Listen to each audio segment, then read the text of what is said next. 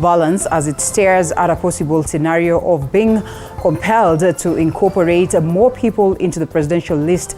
Only 33 days to the general election, the courts declared Regulation 18(2)(c) of the Elections Act unconstitutional, much as it was the basis of the nomination process and clearance. 51 or thereabout presidential candidates who failed to meet the threshold set by the Electoral Commission were locked out of the race, leaving only 4 behind, whom the Electoral Commission cleared to vie. Now, the act was then challenged on different grounds, including this, that got candidates locked out for failing to present signatures of their supporters. The likes of Ekuru Aukot now saying that IEBC's chairperson, that is Wafula Chebukati, should proceed to resign, that perhaps he should not be the person who takes the country towards this important process of the election. But just how practical is that is one of the key things that we'll be looking at this morning as we unpack that ruling, and most importantly, taking a look at what is happening politically. This as the politicians continue to flex their muscles in regards to the same. Welcome on board. This is Morning Cafe. It's an honor to have you this morning. My name is Linda Alela, and I'll be taking you through the stories of politics and so much more. We also get to celebrate that aspect of breastfeeding as we look at, the days that are ahead of us on the Breastfeeding Awareness Week. Very, very important to make sure that we take care of our mothers as well as our infants. Most importantly, we'll be hitting the kitchen. That is on Tasty Wednesday, so make sure that you also keep it right here. A surprise recipe like no other by the Denique, none other than Denique's finest, yes. And it will be an amazing moment for you to get to understand so much more as pertaining to what is in the world of the kitchen. Food is life, food is everything. So karibu sana as we all look forward to this greatness. My name is Linda Alela, and this is Morning Cafe. So much lined up for you. We have the papers, we have the Daily Nation, as well as the People Daily and the Standard newspaper. And so we'll be looking at these ones that have been captured right here, just what is happening on this very moment where people are talking of the question of politics. Let's briefly look at what the Standard newspaper details this morning, and as you can see right here on my screen, as well as the hard copy, the high cost of living is a presidential spot that we see today, and questions linger as to what informs this animosity and the differences that we witnessed between President Uhuru Kenyatta and his deputy. The clergy warn the fight between the president and his deputy is polarizing the country. Experts say the exchange is putting jitters on the economy 1 month to the general election. And yes, politicians are engaged on this aspect of blame games. Previous efforts to reconcile the pair, that is President Uhuru Kenyatta and Deputy President William Ruto, have not been fruitful. But questions linger as to whether indeed the two are irreconcilable, or perhaps there could be a sitting that would get the people, these two individuals enjoying the same romance that they once did, the friendship that they once had. President Uhuru Kenyatta would say he really is not, having any problem with Deputy President William Ruto. That's the reason why he did not endorse him. But then again, clearly from what he has said on public domains on several occasions, we can almost tell that the president is really not so happy with his deputy. As we look at that later on, we also take a look at the preparation of IEBC and how then it faces, an aspect of limbo. Court puts IEBC in fix on the question of nomination. Judge says rule on signatures for independent aspirants not constitutional. A story captured on page 5, and therefore we'll be looking at it, just trying to unpack and understand what it's all about, what informs the same, and what really could be done at this very moment. Remember, it's just like a month to the election. Just what adjustments can the IEBC do as pertaining to this? Do they proceed to incorporate the names of these ones that were locked out, the likes of Ekuru Aukot, or not? Hotelia Waititu paid me about 380 million in 8 months. A story captured on page 8. This is pertaining also to the questions of graft and, the difficulties that have bedeviled, that is the former Kiambu Governor Ferdinand Waititu, as pertaining to his, incompetency while he was holding this very office to a point of being impeached. Away from 8 lifetimes of fallen Nairobi half-life star, may his soul rest in eternal peace. As we celebrate this great talent, a story captured on page 3, we received, messages of his demise that is yesterday morning. Maina Olwenya, remembered as a film industry game changer, and of course his experience in film was extensive, having appeared in several local shows, and not just those ones that have been considered to be great shows. And so may his soul rest in eternal peace as we continue to celebrate his life and also just look at what it is that he did in his days on planet Earth. Away from it to the Daily Nation, let's briefly look at what the Daily Nation speaks of this morning. And yes, we have the Daily Nation with me before we get to the soft copy of the same. Let's look at what it details this morning. And yes, let's see whether we can get that one. Meanwhile, we'll look at this that has been captured right here, and we are talking about summons on the mountain, and this as pertaining to the politics of the mountain.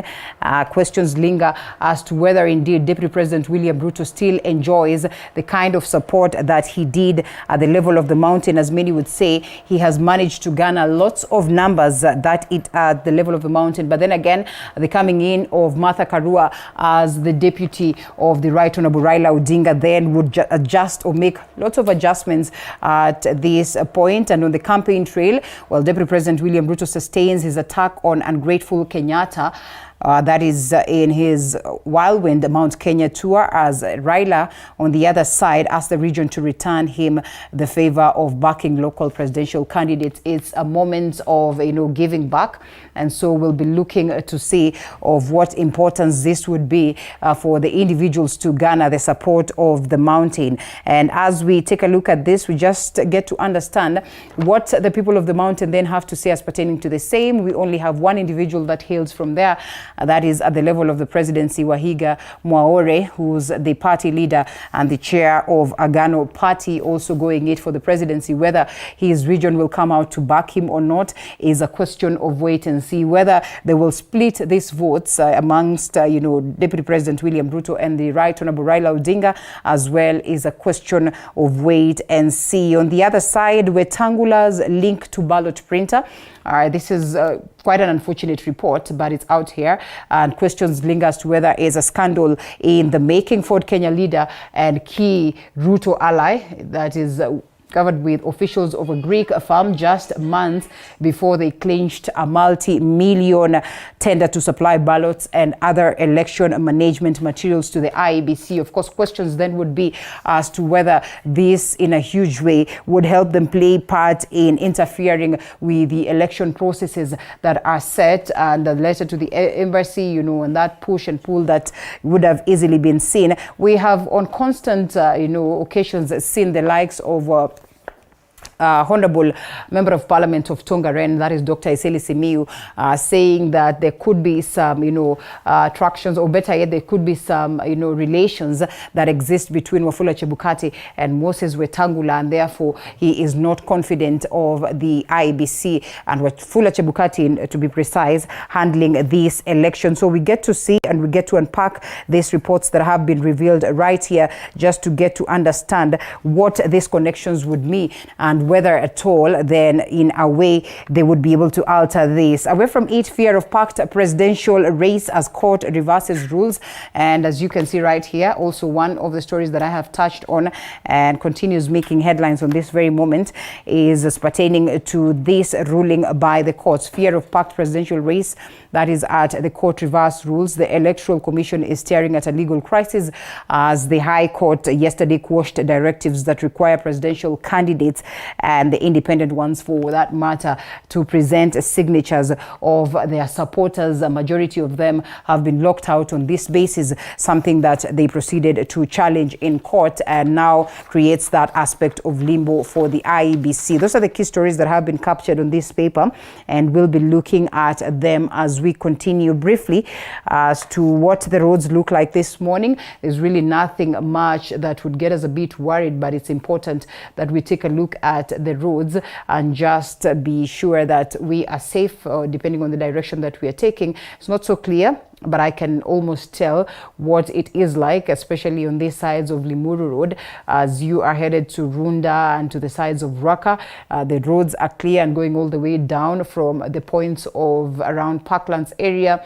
That is somewhere around Gara. It's pretty much of an ease on this very road. We also have this bit of Thika Road down from Githurai and to these sides of, all the way to Pangani. It doesn't look so bad this morning, but from this bit where around Waraka, you'd find some tenets of traffic around the Kenya School of Monetary Studies, but it is not so bad. It eases up and down all the way to Pangani. It is much of a breeze this morning. We also get to see this other sides of Wayaki Way not looking so bad. Most of the times you'd expect that Wayaki Way would be clogged up, but this morning it is looking good. Down to these sides of Oloitoktok Road, State House Road, these areas of Valley Road, these are key areas that you'd expect traffic. It's not looking so bad. Mbagathi Way on this other side and down to Langata Road, not looking so bad this morning, as well as these bits of Lusaka Road. A bit of traffic somewhere around Jogoo Road, and you'd expect a bit of a delay if you're taking that directions, unless you take another option. But if you're taking the Jogoo Road, you would expect a bit of delays, especially for those ones that are trying to get themselves into the city and connecting to Landis Road as well. On this other side, let's get to see. The Southern Bypass is not looking bad, as well as Mombasa Road down from Cabanas to Imara Daima and up to this very level. It doesn't look so bad. That is the Nyayo National Stadium. On the other side, the shopping centers of Pangani, that's a bit different, not looking so bad. Manyanja Road and down from these sides of, Outer Ring Road, as you connect from Thika Road, it is all clear this morning, and therefore no cause for alarm. So in the event that there'll be anything else, as always, I'll be here to to enlighten you on what is happening on these different roads. But for now, let's briefly take a look at the news stories of the day. And here we are. 6 suspects connected to the murder of 5 women in Mawanga, Nakuru County were arraigned in court. And as our very own Chichi Josephine now reports, the suspects will remain behind bars for 14 days as police carry out investigations. First to appear before Nakuru Senior Principal Magistrate Charles Ndegwa was the prime suspect Evans Michori, who was arrested last week in Keroka, Kisii County, after a mobile phone he had taken from one of his victims was traced to him. Kebwaro, with his 5 suspected accomplices, Dennis Mbolo, Makoha Wanjala, Julius Omondi, Isaac Kinyanjui and Josephat Simiyu, who are also arraigned, will be detained for 14 more days to allow detectives to complete their investigations as pleaded by the prosecution. The application is allowed in terms of prayers 2 and 3. Mentioned before the duty court on 19th July for further directions. One suspect, Josephat Simiyu, once testified in a scene of crime where a mother and her 2 daughters were burnt beyond recognition in Kisulisuli on June 1st this year. Wakati tulikuja moto ilikuwa imeanza kwa hiyo room ya kwanza hiyo. Sasa na hatukuwa na uwezo kwenda kufungua mlango ya katikati ya kuingia sitting room, ilikuwa imewekwa bado ndani. Michori will be detained at Kiugoine Police Station in Nakuru North, while the other 5 will be detained at various police stations in Nakuru pending investigations. Following the hearing of a miscellaneous application filed by the police, the 6 will be detained for 14 more days to allow investigations, as they will again be presented to take plea on 19th this month.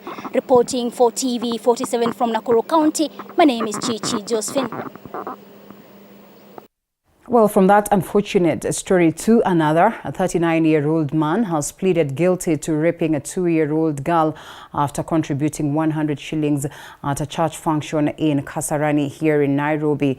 Elsewhere, the Anti-Corruption Court in Nairobi has heard that 16 transactions were made in relation to a property bought by former Kiambu Governor, that is Ferdinand Waititu, who is facing a 588 million graft case. 27th August 2018. The director of Superior Phone Communications Limited, Ms. Rehab Mwehaki Kariuki, has told the Anti-Corruption Court in Milimani that a total of 16 transactions were made in relation to a property that was bought at 380 million Kenya shillings with a down payment of 10% by former Kiambu Governor Ferdinand Waitito. Waitito is accused of fraudulently acquiring Delta Hotel in Nairobi, among other properties, in quick succession. The court heard that some of the amount was allegedly paid to Lake Naivasha Resort by Waitito himself. 2018. According to the expert witness, the transactions were made between the 22nd of February 2018 and September 2018. 26 witnesses have taken to the stand to testify against the impeached governor in his 588 million graft case. Elsewhere, a court in Nairobi was astonished after a 39-year-old man pleaded guilty to defiling a 2-year-old girl after contributing 100 shillings at a church function in Kasarani, Nairobi County. The accused person, Erastus Kariuki, told Milimani Court Senior Principal Magistrate Wadia Anyamo that an evil spirit entered his mouth before reaching out to the minor to commit the heinous act. The accused is said to have defiled the minor on July 3rd, 2022 in Zimmerman area within Kasarani sub-county. The magistrate heard that the minor was rushed to the hospital where she is currently admitted for correctional surgery. The accused person, who seemed to be mentally disturbed, has been remanded awaiting sentencing. Mwangi Maina, TV47, Nairobi. The Asian community has deposited a symbolic calabash in the Hall of Kenya at the Nairobi National Museum after President Uhuru Kenyatta formally acknowledged the community as the 44th tribe in Kenya. Kenya, as any other African countries, has a rich heritage comprising of many different tribes with different cultures, beliefs, and languages. In 2017, President Uhuru Kenyatta recognized the Asian community as one of the tribes in Kenya after staying in the country for a century now. This Hall of Kenya at the National Museum constitutes hundreds of calabashes which represent the rich heritage of all communities in the country. Today, the Asian community placed their calabash in a celebration which was characterized with the display of their cultural instruments as a sign meant to conform with the Kenyan culture.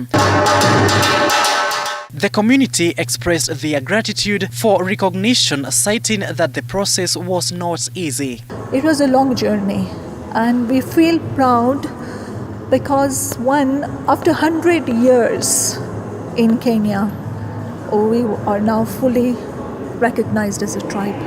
We are now part of the integral system. And we are really honored as a museum to be the home and to provide the home for this calabash that really is really a symbolism of Kenya's rich cultural heritage. This is a living legacy that has been left by our dear President Uhuru Kenyatta. He promised us, and through his minister, he gave it to us. This calabash will remain among hundreds of others for generations to come as a representation of the Asian community as the 44th tribe of Kenya.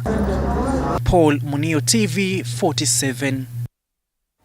Now, the Ministry of Health, together with its development partners, have unveiled the National Reproductive Health Policy that seeks to improve the reproductive health of Kenyans, especially the needs of persons living with disabilities and adolescent girls. And as Elizabeth Atieno now reports, the Ministry of Health has further made it clear that it has no plans to neither legalize abortion nor recognize the LGBT community. Kenya's teenage population accounts for 20% of country's pregnancies, 53% of gender-based violence cases, and 61% of HIV and AIDS positive cases. It is these alarming statistics that has now pushed the Ministry of Health and its development partners to urgently launch the National Reproductive Health Policy to address reproductive health needs for the younger population. The issue of the teenage pregnancies, which has really also been on increase, because, as we said, out of 100 women who are pregnant, 20 of them are young people. So these are issues that are of concern to do with the adolescents. Friends, we committed 3 things: unmet need for family planning, zero maternal mortality, and zero gender-based violence. And if you look at this document, those 3 aspects are covered. For example, in Nairobi, we deliver 12,000 mothers every month and have nearly 156,000 pregnancies. If you're looking at also... The launch of these policies aimed at bridging the gap in addressing reproductive health of a specific population consisting of the adolescent, elderly persons, persons affected by reproductive tract cancer, persons with infertility, and persons living with disabilities. We still have over 5,000 mothers dying every year.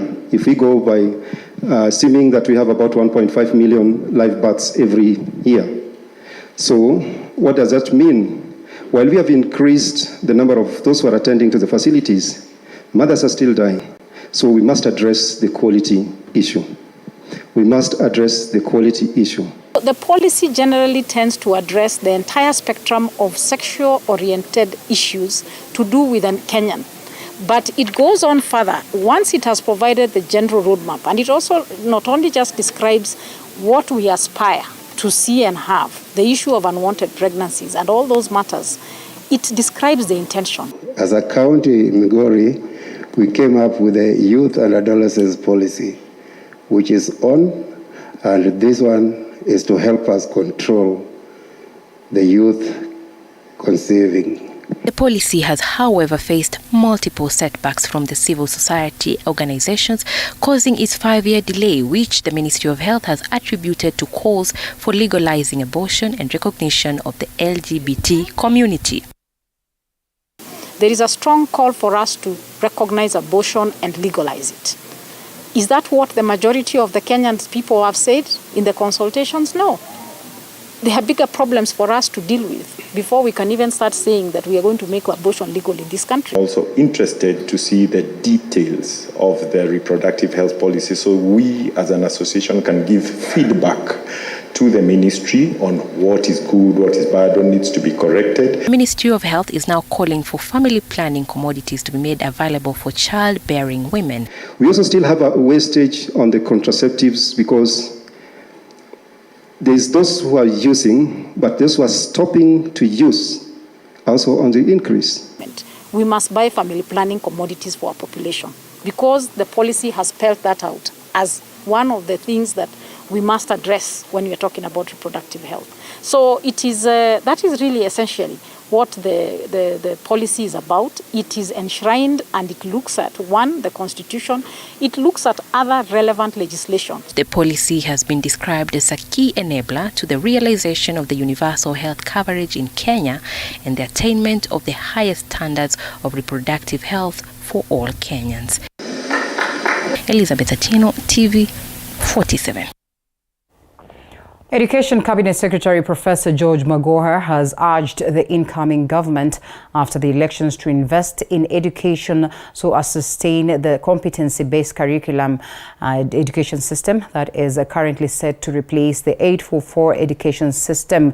Speaking during the official opening of Mary Joy Secondary School in Mombasa County, Magoha added that it is important for every primary school to have a laboratory.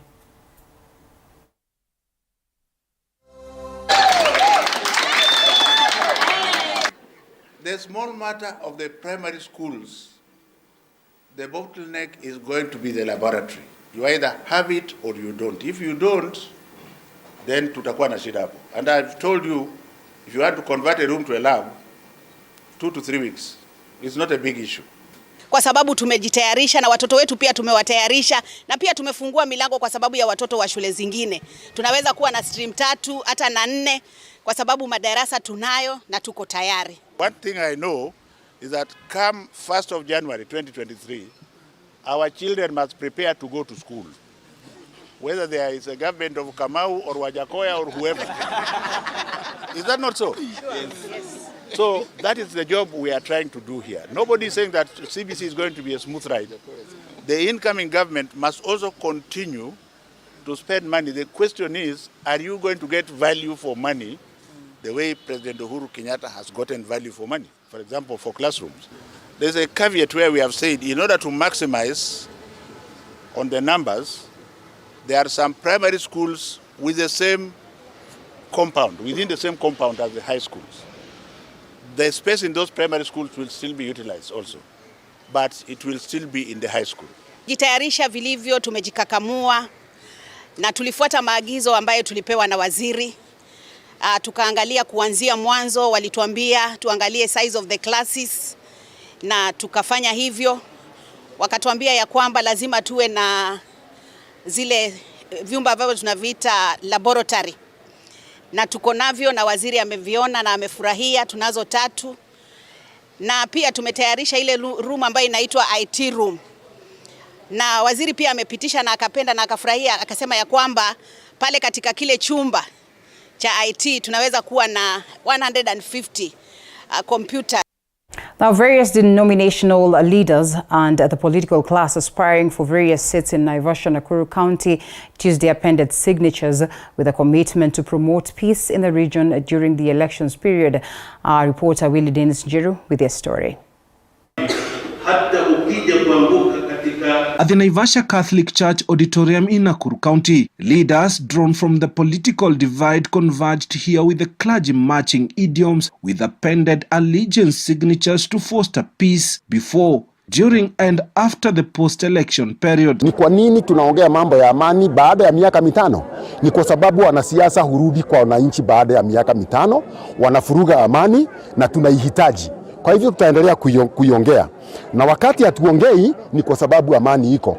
Na wakati huo wanasiasa hawako. Despite the tribal differences, let the tribes be our strength, na niombe ya kwamba watu wote tupendane. The clergy vehemently condemning utterances and the conduct of some politicians, thus disturbing peace. Maana kila mara anapokuja kutafuta kuchaguliwa, huweka uadui kati yake na wapinzani wake. Kila wakati wanasema Naivasha ndio hotspot, sisi kama maaspirant wenye tumesimama, tumekataa hayo yote, tutadumisha amani na tunaomba amani. Perennial political violence in every election cycle was cited, with citizens cautioned citizenry to exercise peace. Nchi ya Upanga ilikuwa at the independence time, na kwa sasa wakati mbeberu alitolewa Kenya, tukabaki sisi kama Wakenya tunajitawala. Tunafaa kuona jirani yetu kama yule mwingine. Wacha nchi ya Upanga iwe ile kura yako tarehe 9 mwezi wa 8. Sisi ndio tulijua umuhimu ya amani baada ya msukosuko iliyopatikana katika mwaka 2007 na 2008.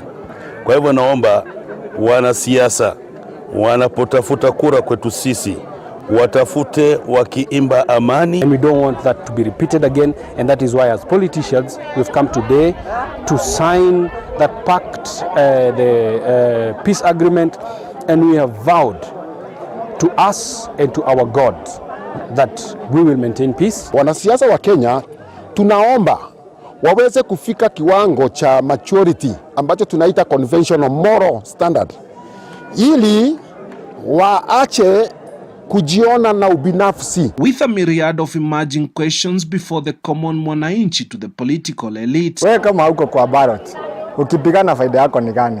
Wewe kama uko kwa ballot, Wakenya wakipigana faida yako ni gani? Ukileta furugu watu wapigane wauane, utaongoza akina nani? Pasipo hili taifa letu la Kenya, hatuna taifa lingine la kukimbilia kama wakimbizi. Angalia maneno ya Ukraine. The power of love should at all time surpass the love of power. With just 34 days to go before the next general election in August, the importance of peace cannot be overemphasized. Reporting for TV47 from Naivasha in Nakuru County, I'm Willie Dennis Njiru. President Uhuru Kenyatta has called on the 39th Intergovernmental Authority on Development (IGAD) Extraordinary Summit of the Assembly of Heads of State and Government, which kicked off Tuesday, to focus on peace and security in the region, with particular emphasis on conflict, terrorism, and violent extremism, among others. The Assembly comes against the backdrop of the recent border tension escalation between Sudan and Ethiopia. The Executive Secretary of IGAD, Dr. Wonken Gebeyu also last month called on the two sisterly countries to exercise utmost restraint and avoid actions that can further heighten tensions and actively seek diplomatic means to find a lasting and sustainable solution to the matter. The summit will angle on two sessions: the open session, which will be for the media and partners, and a closed-door session limited to IGAD heads of state and government only. We'll continue to collaborate with regional as well as international partners to strengthen conflict prevention and promote sustainable peace and development. Kenya will also continue to work towards strengthening the conflict resolution capacity and overall capability of our regional institutions, and in particular, the East African Community, the Intergovernmental Authority on Development, and the African Union, to make them more effective in accelerating the transition towards the peaceful and prosperous region that we all aspire to achieve. Let me assure you of Kenya's commitment to the process of finding lasting solutions to the challenges that we face in the Horn of Africa. And I look forward to our exchange of views on how we together can work towards peace, prosperity, and sustainability in our region. Well, the Executive Secretary of IGAD is Dr. Wokne Gebeyehu. And away from it, the Azimio One Kenya Coalition Party intensified its campaigns in Nyeri County, with the Azimio presidential candidate Raila Odinga calling on the people of the mountain to rally behind him ahead of the August 9th polls. Odinga saying he will complete all the projects that were started by President Uhuru Kenyatta, further warning residents against electing leaders with questionable character. And Ren Kilemi now reports. After a 4-day rally in his political backyard of Nyanza, Azimio One Kenya leader Raila Odinga has begun his 3-day tour of the mountain, urging the locals to back his ambition of occupying the country's top seat. Sisi tuko na mbinu na suluhisho ya kushusha gharama ya maisha chini ili wananchi wa kidogo wapate afueni. Baba na Martha, tukiwa pamoja mkitushikilia, nchi yetu itapumua tena. In a move to hunt for more votes, Raila promised to complete all projects started by President Uhuru Kenyatta in the central region, including the construction of the Marua-Isiolo Road, a move he says will improve the county's level of infrastructure. Barabara hapa mtaona kama inakuwa ni nyoka nyeusi. Hiyo ndio kazi mimi najua sana, hiyo kazi ya barabara. Sawa, hiyo ni kumaliza umaskini. Kwa upande mwingine, kwa upande ya ujinga, tumesema watoto wetu kuanzia nursery kupitia primary, secondary mpaka chuo kikuu hakuna karo tena. The Azimio One Kenya running mate Martha Karua termed the deputy president as unfit for presidency, describing him as disrespectful in relation to his part with President Uhuru Kenyatta. Na mimi sisemi usikosoe yule mnafanya kazi na yeye. Mkosoe ndani ya nyumba, mkitoka nje mtupatie matokeo na makubaliano. Lakini sio kutuletea mambo ya kukoseana adabu na heshima. Mimi nasikia jamaa akiongea kila pali. Hata anasema mimi ndo nimelazimisha Uhuru kusimama, mimi nilikuwa nataka kupiga kofi. Unaona vile anasema amelazimisha Uhuru atafanya hii na hii. Ndio alikuwa analazimisha Raila Odinga asikubali matokeo ya 2007 mpaka nchi yetu karibu chomeke. Shetani afanye nini? Shetani afanye nini? The Azimio One Kenya campaign team toured Chaka, Mukurweini, Karatina, Othaya, Gyakanja and Nyeri town. The team will remain in Nyeri County for the next 2 days in its vote hunt ahead of the August 9 general election. Andrin Kilemi, TV 47. Deputy President William Ruto and his Kenya Kwanza Brigade took their campaigns to Isiolo County, where they drummed up support to their recently launched manifesto and chiding their Azimio counterparts for what they said was a lack of a Mwananchi-oriented agenda. Ruto says the Kenya Kwanza wing has what it takes to transform the country and more so deal with the high cost of living and UN employment, or the question of employment among the youth.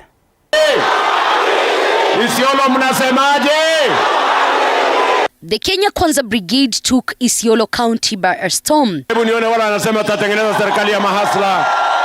Deputy President William Ruto and his team taking a swipe at the Azimio One Kenya opponents for what they termed as lack of clear agenda for the nation, further claiming that their bid is one designed to benefit a few in their political circle. Ya ajira ndani ya Big Four, lakini hawa watu wakaharibu hiyo mpango ya Big Four, wakatuletea BBI, wakatuletea rege, miaka 4 ikapotea, na wakaturingia ati nobody can stop rege. Lakini rege ilisimama, haikusimama? Ilikwama, haikukwama? Si rege ilikwama? Ndio wawache kiburi, wajue kuna Mungu mbinguni anaweza kusimamisha rege. Ruto drumming up support for the newly unveiled manifesto and their bottom-up economic model, insisting they have what it takes to transform the country and especially fixing the high cost of living. 18, wakati mimi nilikuwa nashirikiana na Uhuru Kenyatta, bei ya unga ilikuwa shilingi 90. Saa hizi anashirikiana na mtu ya kitendawili, bei ya unga imefika shilingi 250. Ni kweli ama si kweli? Watajua hawajui.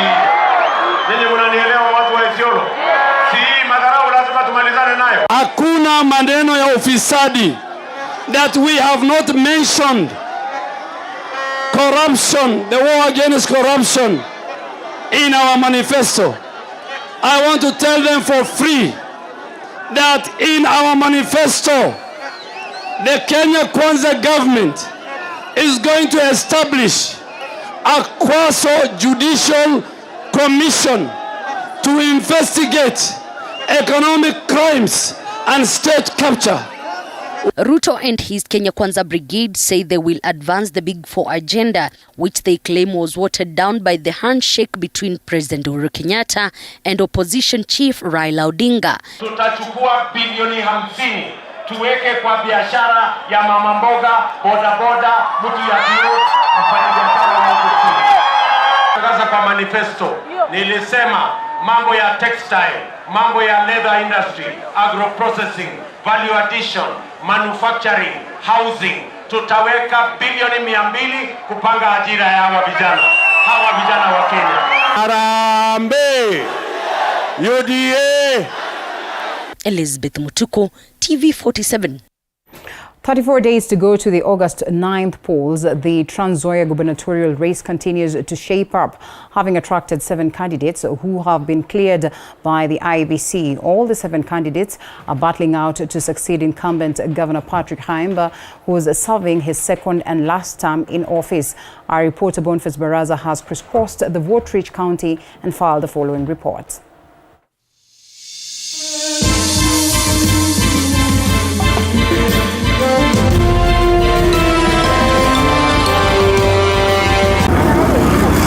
This is Kitale town, known as the nation's food basket due to its potential of producing maize. The town serves as the headquarters of Trans Nzoia County, county number 026. The county has 398,981 registered voters drawn from 5 constituencies, namely Kiminini, Cherangani, Kwanza, Saboti, and Endebess. As succession matrix intensifies and as Governor Khaemba exits the stage come August 9 polls after serving his second term in office, the race to succeed him has attracted 7 candidates who seek to take over from him come August 9. Kwa hivyo watu yangu mimi nawaomba. Wycliffe Ashiwani, a father of 6, is one of those eyeing to succeed Governor Khaemba. I'm coming to Trans Nzoia to create a market for our farm produce and also to bring down the cost of living for Trans Nzoians, because we can open up and leverage on the neighbors' needs. Ashiwani claims the county has the potential to prosper economically by facilitating oil trade from the neighboring South Sudan. Trans Nzoia is a county that can leverage on its border to Sudan to be able to open up the market of oil from Sudan and will be able to spur the economic growth this side. The 27-year-old Timothy Kiplagat, who graduated in 2020 from the University of Nairobi, has ventured into politics with the promise of creating jobs for graduates if elected in the August polls. The problem we're having in our country is poor governance, leading to lack of employment for young people. And you realize most of the time, young people are affected. That is what has pushed me to vie for this seat. Kiplagat claims that if elected as the second governor of Trans Nzoia County, his first assignment in office is to complete the projects that his predecessor initiated before implementing his clearly outlined manifesto. Kiplagat, who is a bachelor, holds a firm belief that marriage is not a factor in leadership. I'm just waiting for the day when I'll be sworn into office, when the people of Trans Nzoia will elect me as their governor. Immediately, with my first salary, then I will do a very big wedding. Former Rift Valley Regional Commissioner George Natembeya is the Azimio la Umoja One Kenya coalition gubernatorial candidate on a DAP-K party ticket. Alafu napata mnasema decrease kitu gani? Natembeya is facing off with Kiminini constituency member of parliament Dr. Chrysantas Wahungu Wamalwa, who is Kenya Kwanza sole gubernatorial candidate running on a Ford Kenya party ticket. The two are perceived to be the front runners in the Wafula Chebukati-led finals slated for August 9. Natembeya is running a campaign with a clarion call that is time to liberate the people of Trans Nzoia. So I'm not just promising hope. Hope is good, because when people lose hope, they've got nothing left. We want to give them hope, fine, but again, we want to do very practical things. His main rival, Kiminini MP Dr. Chris Wamalwa, believed that Trans Nzoia residents will elect a leader with a proven track record. This is a person who has been elected, who has been re-elected, and who has proven the test of times. We are trying to extrapolate. In fact, the majority of the people say we elected a governor whom we didn't know his track record. Natembeya also claims that he will give priority to the agricultural sector if elected, a position held by his main rival. Instead of having people buy maize, transport it all the way to Mombasa, for it to be milled so that we can buy flour in our supermarkets here. We can have transport tourism, and even the cost of product will go down, because we have minimized the cost of transportation. I want to tell the farmers that we are going to subsidize the inputs. Now, when it comes to matters of value addition, we want also to partner with the private sector. We bring these millers here so that we sell maize flour instead of maize itself. Chrysantas Wamalwa has promised to improve the health sector, which he claims is severely crippled. So to me, healthcare being devolved as per Schedule 4 of the Constitution is going to be my first priority for the completion of the referral hospital. Already there are sunken costs, and this is a project we cannot abandon. As a matter of fact, this is a project that we want to expedite the process of completion. So we're going to invest heavily in the health sector, so to have health services that are affordable, that are accessible. Meaning, even in areas of good dispensaries, we may have to upgrade them to health centers. Expansion of Kitale town is also a matter that the two front-runners believe should be given due consideration. We should be able to get space for expansion and do proper planning, so we can even have an industrial area within Kitale town. But we're going to start with the basics. Just want to get the basics right. It doesn't have just good roads. That town is the face of Trans Nzoia County. And one of my priority is to be able to rearrange the town. Rearrange the town in terms of cleanliness. It's very dirty. Look at the infrastructure. The potholes all over. We also sought for comments from the residents on what they will consider in electing their second county chief. Atuweke like mahali pazuri, apunguze mambo ya tax. Lazima niangalie mipangilio ama maonezi yameweka. Natembeya's bid has been backed by Azimio flag bearer Raila Odinga, and Defense Cabinet Secretary Eugene Wamalwa, while Chris Wamalwa enjoys the support of the Deputy President William Ruto, Ford Kenya Party leader Moses Wetangula, and ANC boss Musalia Mudavadi. I know folks who are supporting Raila who may not end up voting Natembeya. I know folks who are supporting Ruto may not end up supporting Chris. With the succession matrix shaping up, with Kenyans left with 35 days to August polls, the ultimate decision of deciding will be the next Trans Nzoia County boss lies in the hands of more than 300,000 registered voters who will decide will be the next county boss to occupy these offices. Boniface Barasa, TV47, Trans Nzoia County.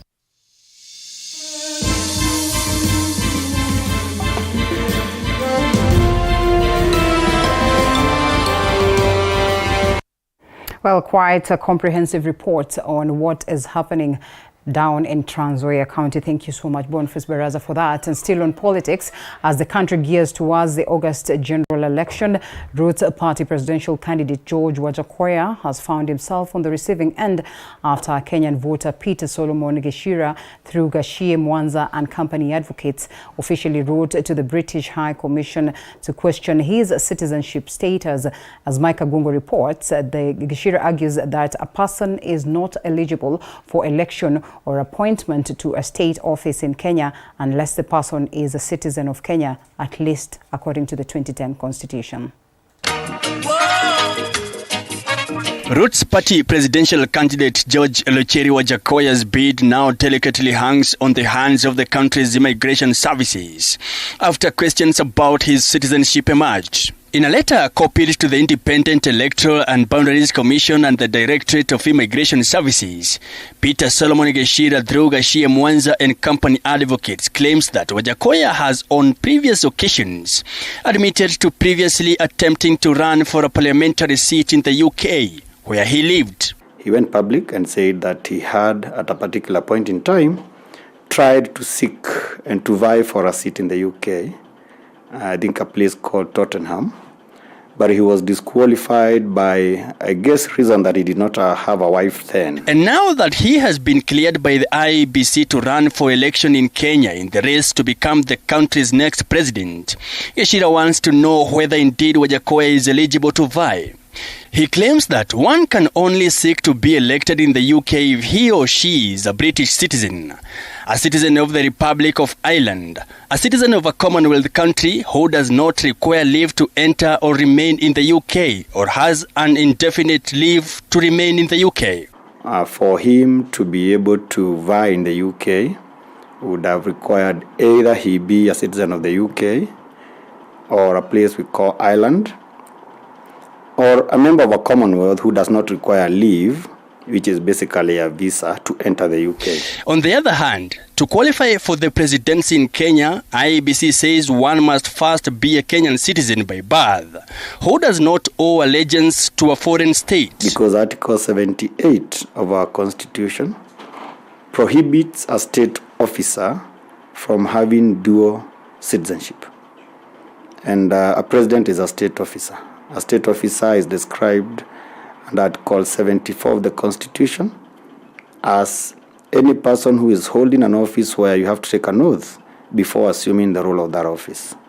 So as a president, as a state officer, you are not supposed to have dual citizenship. Geshira says the Kenyan Constitution is clear on who should seek an elective position, quoting Article 78(1), which states that a person is not eligible for election or appointment to a state office unless the person is a citizen of Kenya, and B, which states that any person who has been made a citizen of another country by operation of that country's law without ability to opt out.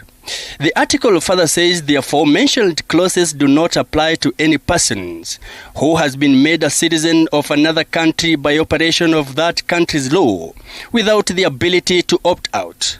In the past, controversy arose after a Kenyan with dual nationality was nominated to be ambassador to South Korea. The National Assembly in 2019 had approved the nomination of Mwente Mwinzi, but imposed a caveat that she could not report to duty until she renounces her American citizenship. She then went to court, which ruled she could not renounce either of her citizenship, as it was acquired by birth. The High Court, however, said ambassadorial positions were sensitive national assignments.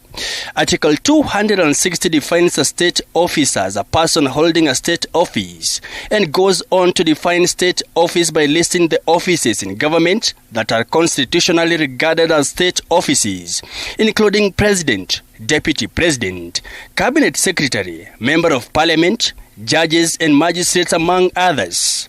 However, Gachira requested the British High Commission to treat the request as urgent due to the August 9th polls and the need to print ballot papers. If IEBC will find that Wajackoyah holds dual citizenship, Gachira's lawyer Stephen Gachie maintains that the Constitution is to an extent silent on whether the election will be postponed, a situation which shall only be left for courts to decide. Now, death, we would all understand what death means. So the Constitution is silent as to what would happen if one of those who have been cleared is now eliminated from the race before the elections by other reasons aside from. Mike Kagwongo, TV 47, Nairobi. And from that very story, which as well we touch on kidogo, yes, I incorporate a bit of Swahili. It's important that we look at that, because then it will as well cue us into this conversation of the IEBC and the fact that Justice Anthony Mrima threw them a bit off balance when they talk about the possible or the possibilities of, perhaps the IEBC getting to incorporate other new faces at the level of the president, or perhaps telling them to stop these processes that they have set towards making sure that they prepare the presidential election. This characterized by this ruling that was dished out that speaks hugely of making sure that a presidential list of about, this 57 that were locked out, the likes of Ekuru Court, locked out based on the fact that they did not present signatures of their supporters, which the courts declare as unconstitutional. And so as we look at this, we just perhaps get into depth to understand what goes into the nomination processes, what is important in these processes of clearing candidates that IEBC would get themselves, in such precarious situations. And joining us for this conversation is Duncan Ojwang. He says, let me call him Duncan Ojwang. He is here with us this morning for a very important conversation as pertaining to that. Dean Law, African Nazarene University. Thank you so much for creating time, sir. As well as David Makali, political analyst. Unfortunately, Fred Okango sends his apologies. He says he's not able to make it this morning, but all the same, the show must go on. And I perhaps would say that it's fair we pick it up on that story of Wajackoyah. Has made a great run, so to speak. Many have celebrated the gains he's managed to get. They say he will eat into the votes of the hustler. If not the hustler, then he's likely to trigger a runoff for the country. But at this very moment, when someone goes out there to petition, he's in opposition. First of all, they say that he could be having dual citizenship, which then would lock him from going to seek political seats, better yet, a seat that is supposed to be nominated. What does it speak? And most importantly, if we are to dig deep into the character of the IEBC in terms of the nomination processes and the clearance processes, we start with you, Duncan. Good morning. So I've not seen the ruling. I just saw a tweet from our court saying that the process was found unconstitutional, the requirements, the additional requirements were found unconstitutional, and therefore things have to be reset. A few days or in the eve of the deadline to print and gazette the names. So that is throwing everything away. The race was farming and mapping to the usual two horses race with Professor Wajackoyah and even Agano coming up and catching up from behind. So I think I will try dig deeper. But what that will mean is that, of course, then whatever was done, I think our court tweeted it in terms of those who are approved, were approved illegally. I think it is the opposite, that those who were removed then were removed illegally. Okay. And so the focus is not on the 4, the focus is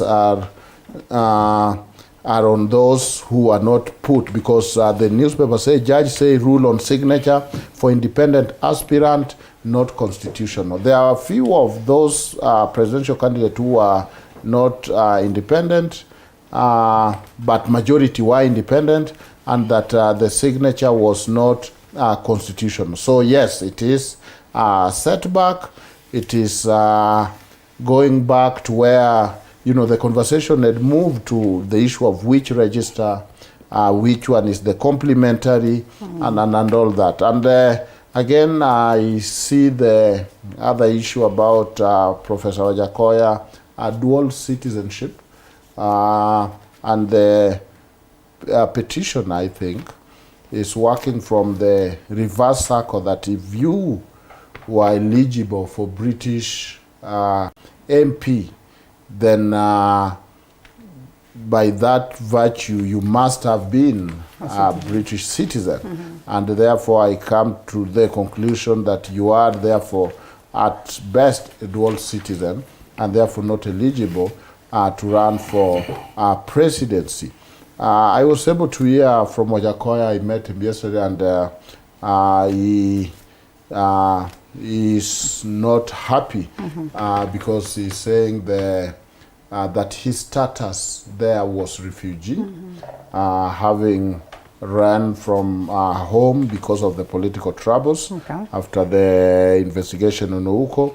And so he's saying, far from it, that he was a dual citizen, although he's saying that he ran under a different name because I think he was given a new identity. So, but the issue is this digging is unusual. This Kenyans seem to have a lot of capacity to get into the depth of matters, to leave no stone unturned as a private investigator, and come with a novel, because it has not been heard before, but potentially a booby trap for Wajakoya. Thank you. All right, and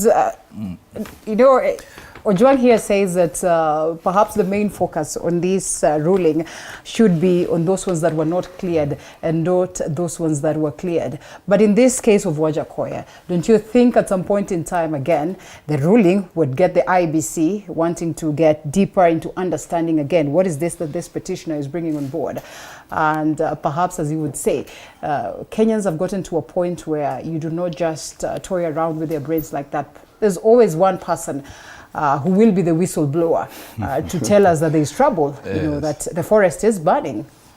Yeah, this country has moved. You cannot take the rights of citizens for granted anymore. In a nutshell, for me, I think the ruling has come a bit late in terms of the electoral process, the timelines that IEBC must comply with, unless the court wants to throw this whole process into turmoil. I do not see how this ruling will be applicable in this particular election.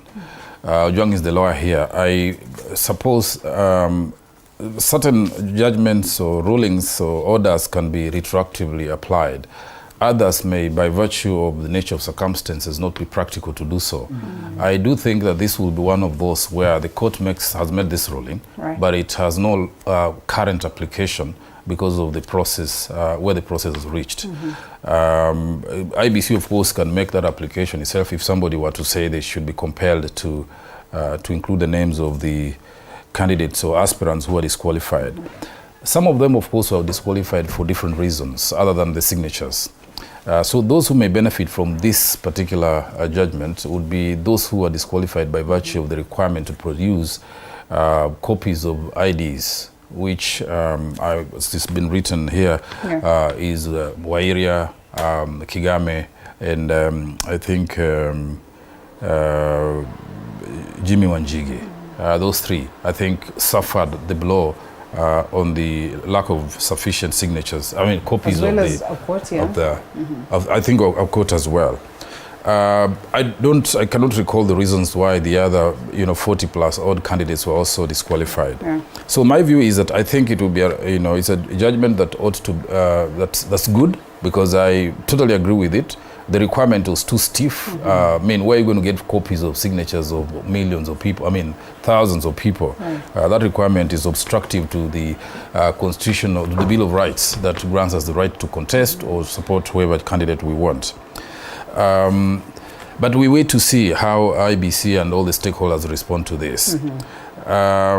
This second point is about Wajackoyah.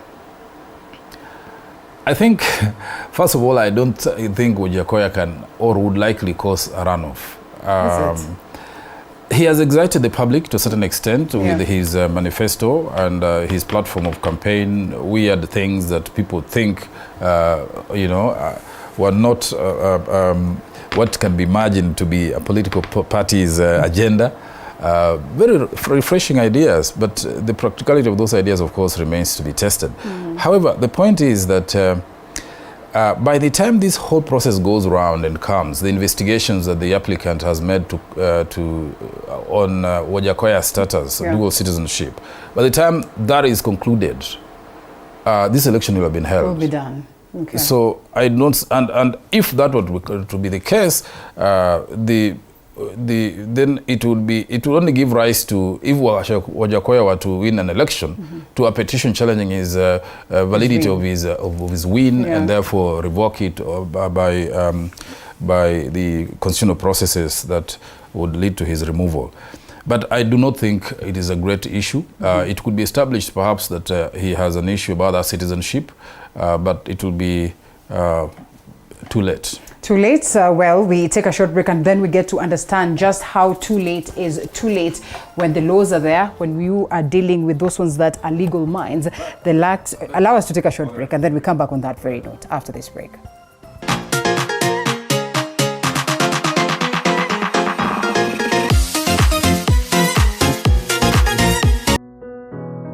Despite being visually impaired, he is a jack of all trades. It is our quest to find answers on how to take care of children with special needs and those with disability.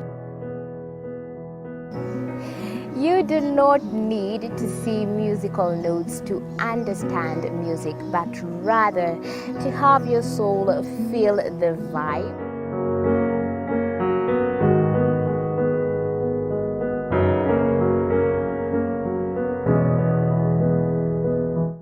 Actually, for us to make a wheelchair, we have to take measurements of the user. After doing my assessment, I get to know the parent, I get to know the heaviness she's carrying. Disability comes at different stages of life.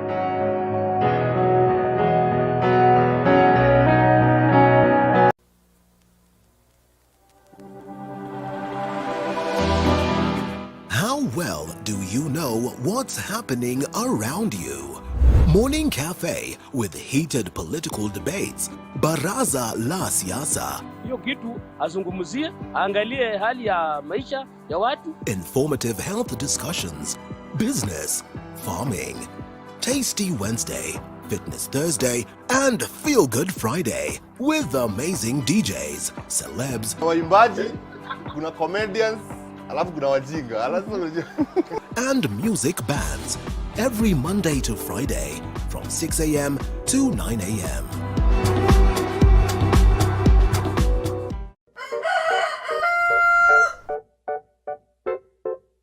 The next set of millionaires are farmers. As we know, agriculture has been and still is the backbone of our economy.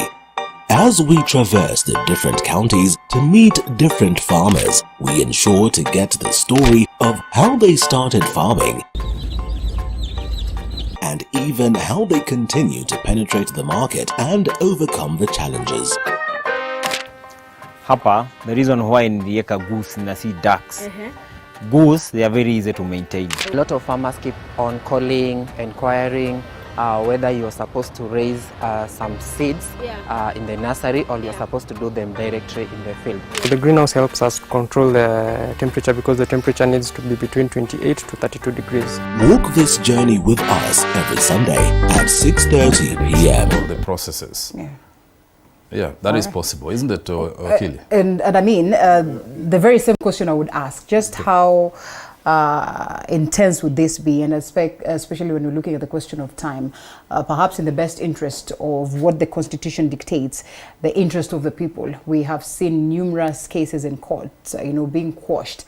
And this very one, when you're dealing with legal minds, when you're dealing with the crafters of the very same Constitution, the likes of a Kurwa court, and they are out there to say that Chebukati should not be the person who oversees this. They're out there to say that, well, the process should be at least quashed for a moment until this is addressed. How can we get ourselves off the hook? It's interesting, our court struggling with part of the Constitution chapter that he so-called authored.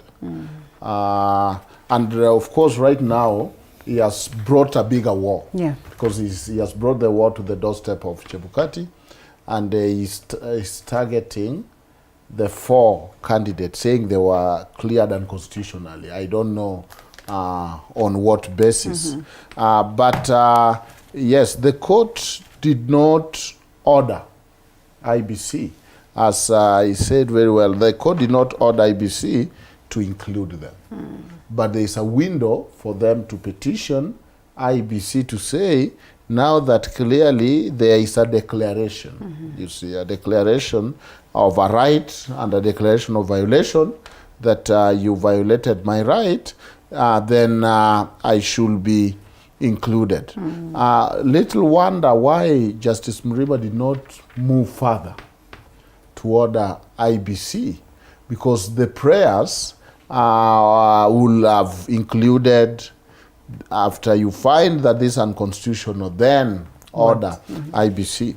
So that was not done, but they have a chance to petition IBC. It appears that IBC is running through a lot of headwind, even with the issue of register. At this point, remember, it's in court. It's not decided yet whether fully digital. Or, and perhaps we should get to that complementary, in details. Right? And of course, is it too late to the game? Is it? It's 1 month, technically speaking. It's 1 month. Yes, the campaign have started because the other side will argue that I'm disadvantaged. I'm coming in a little late. Okay. Postponing election will bring much more challenges, but court have ability to order that. Somebody have to again craft a petition, and I see that it is likely or I hope IBC will dispense of these issues of the other voters, of the other candidates as soon as possible, so that they can be clear who are in the ballot and how they are going for the election. But yes, you are right that this really brings another dynamic to the whole election, because there is new entries or possibility of new entries to the poll. And there's been whispers around, David, of us postponing the election based on the preparedness of the IEBC, which lots of question marks have been put on, and they have talked about a possible scenario where, well, as many other presidents, President Uhuru Kenyatta would wish to extend his term a bit, get some extra or grace period, so to speak. Do you suppose that this is something that is just going to slide away, or then they are going to maximize on the moment? I think I see this becoming big. I don't think the rights of these politicians are going to be just swept under the carpet. And knowing how aggressive they are, I don't see Wairi, I don't see Jimmy leaving the opportunity to cause more trouble to pass.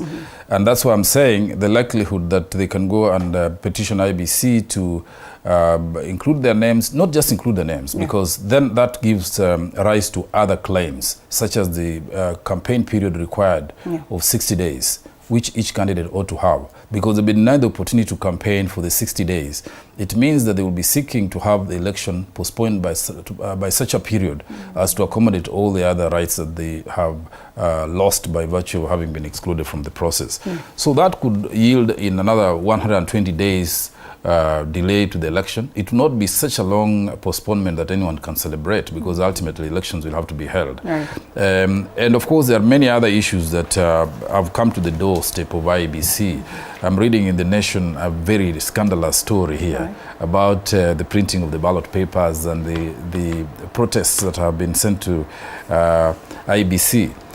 This also could culminate into a major standoff. I see this becoming a big issue. All right. If that happens, I see the court, people moving to court to injunct IEBC from conducting these elections on 9th of August. What would that mean for us? And now that we're talking about what has been captured on the Daily Nation, it's Wetangula and the link to the ballot printer, and the mention of Kenya Kwanza then is automatically here. I don't know whether you had a chance to look at this, but yes, here we are. What, yes?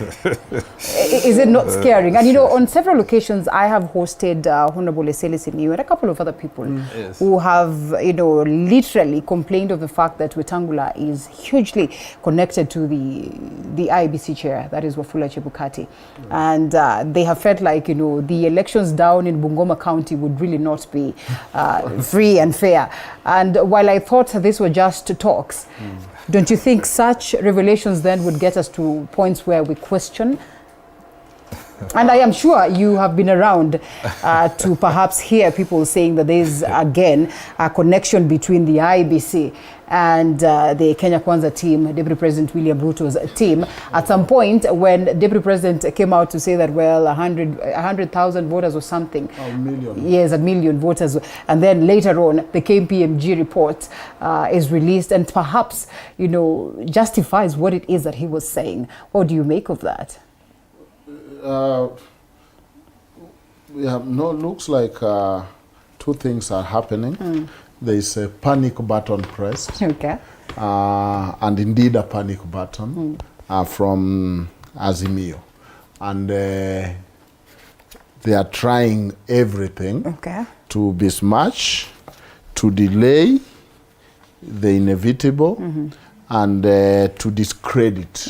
It is a rehearsal to Raila third at the Supreme Court. We had 2013 Raila 1, 2017 Raila 2, 2022 Raila 3. And so some of this noise might have an end product in credibility of the election and the petition at the end. I think IBC are not interested in stopping this. Remember, when Corona began, and we were masking, and we were coughing, and we were dying, somebody saw an opportunity to postpone an election. And the talk was rife. When BBI was ripe, and BBI was doing its state capturing as it does very well, so here is a team that wasted time in BBI. Right. And now how do they recover this time? Okay. And they're realizing that this rope is not enough to get us to the finish line. We slept through. We let Chebukati stay because we thought BBI is the prize. BBI is no more. And so they are waking up to 3 months to election, patchwork of different parties. It's not picking, the momentum is not there, and they realize that this is not going to be good for them. They are now realizing finally that Chebukati might even have relatives you are in Kenya, You are expected to this have person being not a ghost, and I can confirm that Chebukati is not a ghost, might even have relatives. Okay. But there is no requirement, or there is no need that if you have a relative, even remotely, therefore you are conflicted. Remember, Wetangula was in NASA when Chebukati was doing this. And the result is obvious that Chebukati was not able to move things in his relative's favor. So why is it now all of a sudden? And you can see the tired argument and the scapegoating through that, holding on to that as a way that there is a time that Wetangula said hi to the printer, the printing firm, that he knows them. Look at the general theme, and with that general theme, you can be able then to interpret things in context. That the general theme is either stop, halt, postpone the election, and number two, destroy the credibility of this election. Come with conditions, including I'm not boarding if it is not, I'm not given my manual register. Come with conditions that are sometimes not enhancing the credibility of election. But, you know, as Githu will train and say, if facts are not for you, bang the law. If the law is not for you, bang the table. Do something, at least do something. But I mean, Ojwang, in as much as we'd want to say that, well, that is the general theme, how do you confidently overlook these reports that have been presented with dates incorporated, you know, some clear lines and dots in this particular case, and we all understand what the courts did to the 2017 election and generally the difficulties that IBC experienced. They were at pains to do lots of explanations. Can we just overlook this and say that perhaps this are just you know, cries for those ones that have already sensed some essence of defeat, and maybe throw this to David? Well, I think, in my view, these allegations or the protests by Azimio regarding the printing of the papers by the Greek firm raise very serious issues on the integrity of that process. Unless they are dispatched adequately, responded and thwarted, I have a feeling that they'll continue to implicate certain individuals who have been named in that report in the handling of this election. As I can see, Azimio will not let this pass. They're looking for every hint or indication that there could be mischief around this election. They're nosing around and snooping around. If they have found this, laid hands on this, this is very serious. Let's talk about Azimio. Let's talk about Azimio and the flag bearer of Azimio One Kenya Alliance, the Right Honorable Raila Odinga. Yes. I would hate to use this example, but reality is that they've said, you know, the clock is ticking on him, and therefore it is in his best interest to get into that seat as early as possible. So why would they come in with allegations that are likely to deter, that are likely to stop, that are likely to derail this process? Exactly, for that reason, because these allegations point to the possibility that then Raila would not be able to win this election, because if there's mischief behind the scenes, an attempt to rig elections, an allegation that a deal has been made behind the scenes with the printer of the ballot papers to print extra ballots that would come then and be used for the purposes of rigging the election, then he should be very worried, and that's why he would want to block that exercise. There is nothing that is going to lead to a delay of these elections for such a long period as to jeopardize his desire to be president. obviously, as I said earlier, if there's going to be a postponement of this election, it will be for just a short period to enable the questions around the procurement of the ballot papers, around the court ruling on the candidates who are not, who are barred from contesting by virtue of the requirement to provide copies of IDs. And those, you know, it's a cleanup exercise there to ensure that this election then is above board for those who want to run, and then that the process itself will be clear, transparent, and verifiable, as the Maraga court said. I see that this is going to be the major issue this week. This whole thing about printing of ballot papers and the allegation that Wetangula is related to Chebukati, which has been simmering under the ground. And then two, now the connection that this gentleman called Abdul Makoha went to Greece on, you know, on a mission that is not specified, to invite investors to Kenya, and then it ends up with IBC giving the contract to print papers to a Greek company. The connections must be cleared, if there is any, before this thing can go ahead. I can sure there's going to be a lot of activity around this matter. You know, I'd want to forgive Ojwang for not having gone through this, perhaps because he doesn't have. Here you go. Here you go.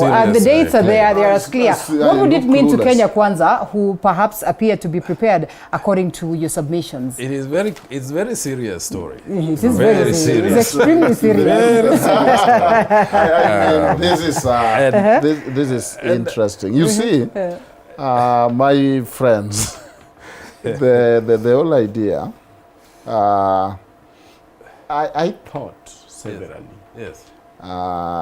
We were told that Baba is the deep state. Yes. And in my several attempts, I said, please, Baba, let us look for our votes. Don't rely on the so-called deep state. Don't rely on the handshake with President Uhuru to give you the mountain. Don't waste your time in the BBI. These three things have converged. This is what is called death by 1,000 cuts. Wasting time in BBI, relying on handshake to deliver Mount Kenya. Boy, did it backfire. You think it has not delivered a chunk of the mountain for Baba? Okay, at least it's not visible. They're not seeing it coming their way. they will have been calmer than this. And that the deep state, we have stolen. I remember Tiende putting it so well, senior counsel. We have stolen the people who steal our election, and therefore they will steal for us. It is clear and it is obvious that the efforts, the Martha effect, the whatever effect, the gender card cannot match the hustler narrative. And so the gender card was supposed to catch up with that. It fell a little short. There was hope of making some mistakes from Kenya Kwanza side. It is not upcoming. It is getting clearer that this 1 month there is no magic that might happen. Without depending on the opinion polls, which I know you will fault, as many people would. Even in your own analysis, just talking to the people on ground, don't you think the Martha Karua factor has really, brought lots of gains from the mountain for Right Honorable Raila Odinga? Not just the mountain, because when we look at Martha Karua, as many would argue, she's more of a national figure as opposed to a mountain figure. She is. We worked with her in BBI. I asked her to be our lawyer as amicus curiae, and she was representing us. And so we worked diligently bringing down the state capture. Say successfully. Successfully, the BBI, in the Supreme Court. And even further. Though at that point when now the Supreme Court was throwing it out, she had crossed. I know that at some point Martha entertained thoughts of being in UDA. I know that she couldn't get even a guarantee seat of an MP in UDA. All right. That is how packed it was. And so I was shocked when she crossed over the street and became the running mate. And it made me ask, how empty is that house? That here we push to get Martha guaranteed even an MP seat as somebody who helped so much, and she couldn't get. Is it so? Is it so? Because we also, Kenya Kwanza or UDA salivating for Martha. It was in the public domain. It was about Martha and Waiguru. And I mean, talks were around that one that will be able to garner Martha as early as possible is the safest person in this particular reign. And this referring to the two-horse, as they would say it. No, Martha could not even be given the governor. Because remember, we even had Ngirishi. Yes. Then it had to be assured, Ngirishi had to be told, looks like Waiguru is more popular, and so Ngirishi became independent. Yeah. Martha still wanted to be governor from the same county. So I'm clear in my mind that there was no unique space for Martha, even in Kirinyaga. David, do you agree to that, to be honest? You know, it does not have the facts. He can just tackle that as a tackle, but I have that fact. Now, there is nothing like Martha effect, because it is in, you know, the effect, and the people who are excited about Martha are the civil society, and I agree. And they are the so-called reformers. There is no reform that Martha can bring into the ticket more than Raila himself or Baba. Because if it's going to jail, being jailed, if it is being friend to civil society. So those were people who are already there. And I see, from the region I come from in Homa Bay, we celebrate reform. And so we got excited inside the pot already, because that is already Baba's base. But you look at Mount Kenya, which it is Matiba who is a reformer, but it is Kibaki who became the president. It is Nani who fought for Mau Mau so much, but it is President Kenyatta who became the president. They don't give much emphasis on the reform platform. And so the Martha effect excited the base that was there, did little or nothing in Mount Kenya, and didn't help them to catch up with the hustler narrative which permeates the tribe, because the gender was supposed to do that. So at this point, you realize that election is coming. I've wasted, remember, previous circle, they took their time to reshape IBC. Right. This time, because of BBI, everything was left until we get our BBI. We need Chebukati there. We need him for our BBI. So let's not rattle him until we pass for us BBI. Then we might remove him. So then the time ran out. And here we are. And I know that IBC will not entertain the thought of postponing the election. The election will be done. The last wild card, and this is probably coming up, will be we are going to see another boycott of election in some regions. As we that is take a break. He says he has the facts, and here we are. Dr. Ojwang has completely opposite view of to mine. I mean, first of all, I cannot downplay the Martha effect on this election. Prior to her being nominated as the deputy president running mate for Raila, Martha was having quite a bit of challenges in terms of her ability to capture the Kirinyaga governor seat. And I think also it's on the basis of her probabilities that she elected that she should pursue a higher position than be bogged down in the derby in Kirinyaga. And that would have gone either way. She was actually, in my honest assessment, third ranked in that race. After Ngirishi, Waiguru, and then she would follow, and she was third in my honest assessment at that point. And she would have had to work harder to rise to the top. I'm not saying she could not do it, but at the point when she exited that race to join the national race, she was not the favorite to take that seat. Now, what happens? She is nominated to be deputy president running mate, and her fortunes and profile changes. She's adopted more in Mount Kenya region because of the Azimio position she's holding now.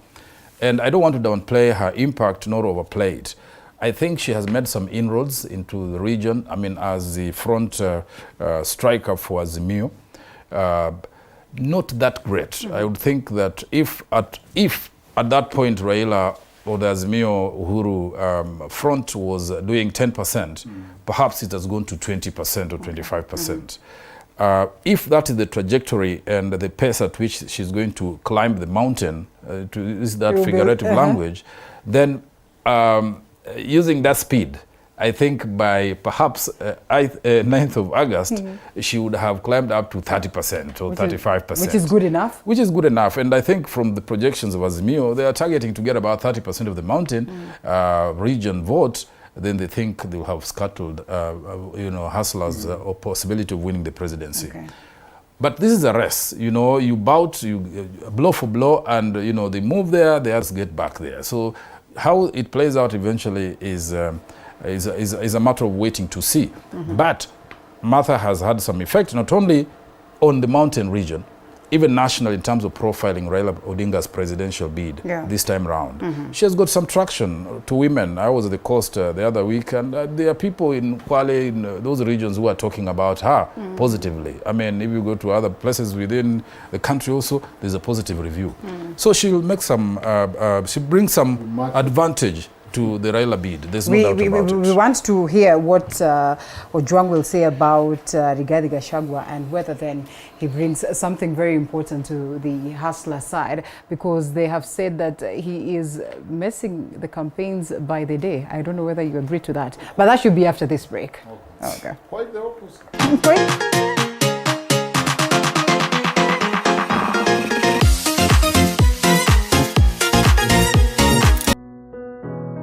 Despite being visually impaired, he is a jack of all trades. Here's our quest to find answers on how to take care of children with special needs and those with disability.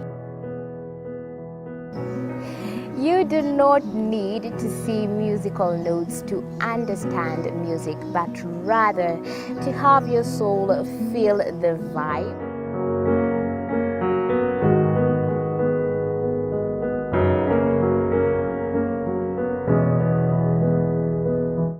Actually, for us to make a wheelchair, we have to take measurements of the user. After doing my assessment, I get to know the parent, I get to know the heaviness she's carrying.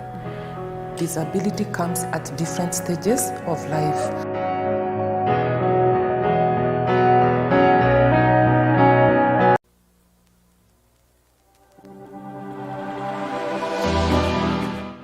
Well, do you know what's happening around you? Morning Cafe with heated political debates. Baraza la Siasa. Hiyo kitu azungumzie, angalie hali ya maisha ya watu. Informative health discussions. Business, farming. Tasty Wednesday, Fitness Thursday, and Feel Good Friday with amazing DJs, celebs, waimbaji, kuna comedians, alafu kuna wajinga, and music bands every Monday to Friday from 6 a.m. to 9 a.m.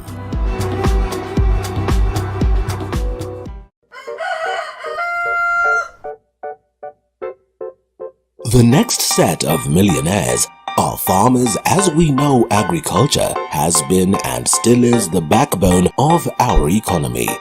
As we traverse the different counties to meet different farmers, we ensure to get the story of how they started farming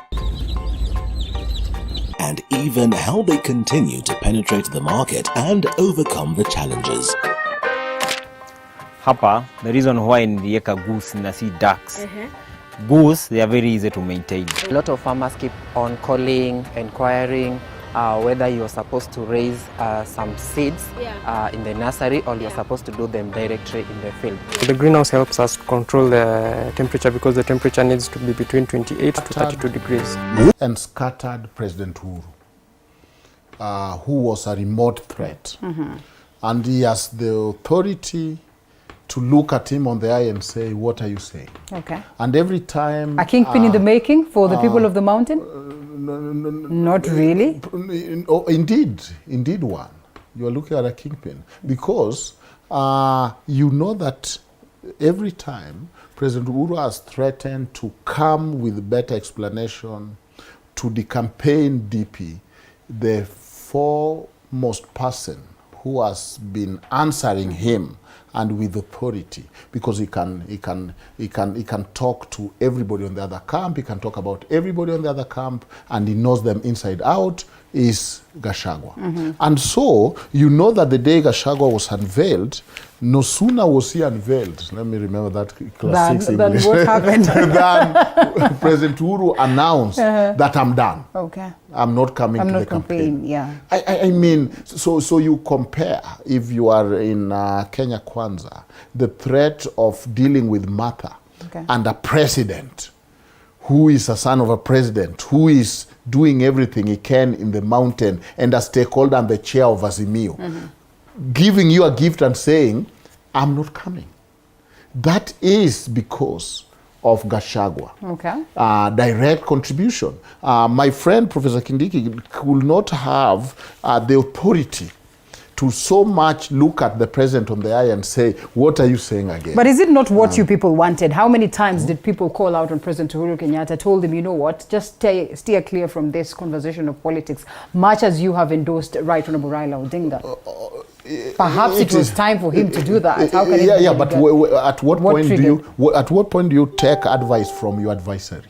Okay. At what point were we expecting Uhuru to be advised by Kenya Kwanza or UDA if he's decampaigning him and if he does not like them? So it shows you why there was a lot of hope. How do we deal with the indiscipline around Uhuru Kenyatta? Because all that is indiscipline. And this extension and attempted state capture, where he has captured the opposition and now moving very fast to capture or hoping to capture the rest of the country.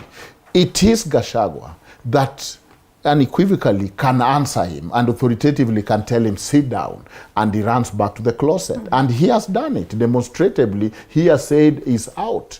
Though right now, you might think that Kenya Kwanza want President Uhuru out of this race. Don't they? They want him there. Why? Because it's a plus for them? It amplifies the projectness of Raila. It annoys Mount Kenya. Research have been done that shows that the Mount Kenya don't give a foot about the life, the welfare, and the emotional health of the president. Is that why you're rattling him with words so that he can speak? Absolutely. And he is not bright enough to notice this? He is mobilizing the base. He's mobilizing the base. Do you know that immediately when Gachagua came to the scene, Azimio changed tact from being adversarial to being calm and talking of reform. And you cannot talk of reform ticket with the President Uhuru in the same breath. So they left him out and they were talking of reform. But when Uhuru comes back, all you need to do, here comes back the high cost of living. In that ticket, here comes back your things that were burnt by the port. It is a gift when he opened his mouth and critiqued the manifesto. David, please do that more often, Mr. David, President. do you suppose such is the case and that the president is not wise enough to say this, that he would perhaps just overlook what his deputy says or perhaps not trigger any conversation that would appear to go against his deputy? We saw what happened over the weekend. He trying to quash the manifesto that was presented by the Kenya Kwanza side and this animosity. And many are asking, is it too late to reconcile the two, gentlemen? Well, it is not too late, first of all, to reconcile number one and number two. Sense can prevail and he can say, you know, I am going home, whoever wins this election, is okay for the country, I've done my part. But that is being too optimistic. I mean, I think the vested interest and stake that the outgoing president has in this election is so high that he's looking for a favorable successor so that, for whatever it's worth, the things he's been doing, his legacy things, his own interests in the state can be perpetuated. And that's why this whole Azimio, arrangement has been put in place. It is trying to secure your interests in the country and in the state as it is structured, to make sure that your things will state capture, if that is what he's talking about, where institutions have been brought to the service of individuals, basically, and private interests, instead of serving the public, which is supposed to be the function of government and the state. Now, Uhuru is best advised not to jump into this war frontally, because he can be hit, he can be damaged. He needs to protect his stature. He needs to protect the office of the presidency. He brings it into disrepute when he gets muddled in election politics, where he's not, so to speak, supposed to be an interested party in terms of continuity.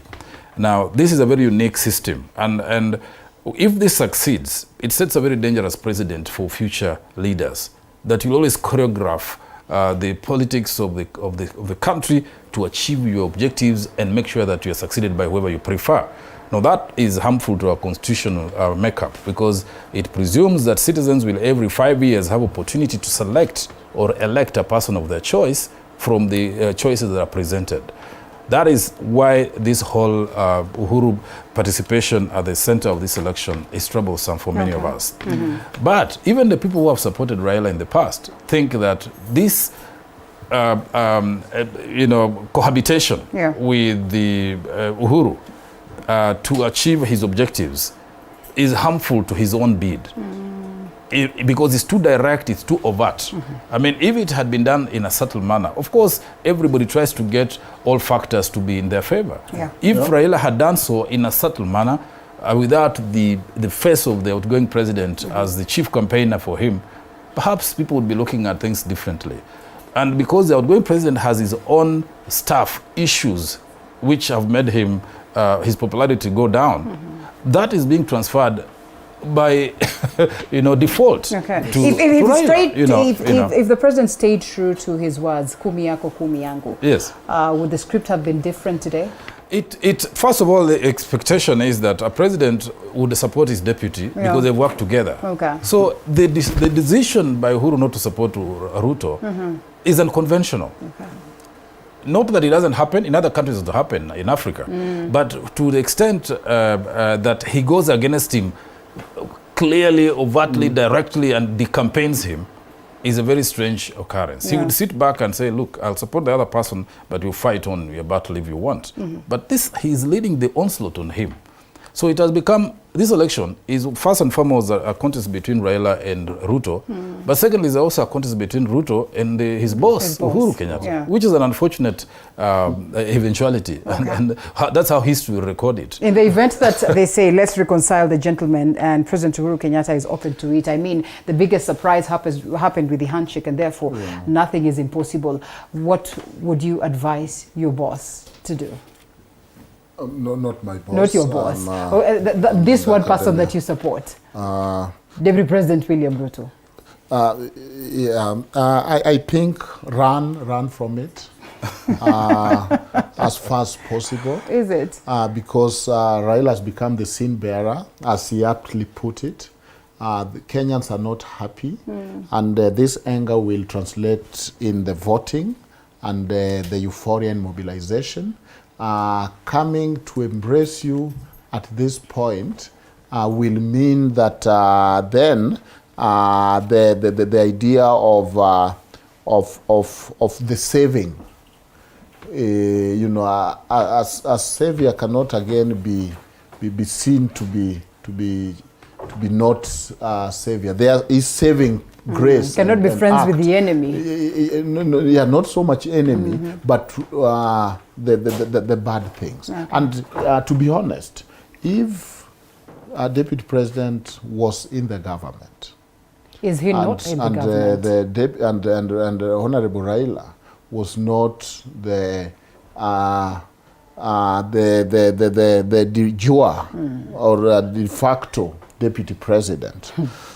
Deputy president will not have a chance in this election. Is it? Could have been a plus for the right honorable? Okay. In hindsight, Raila will have been a president.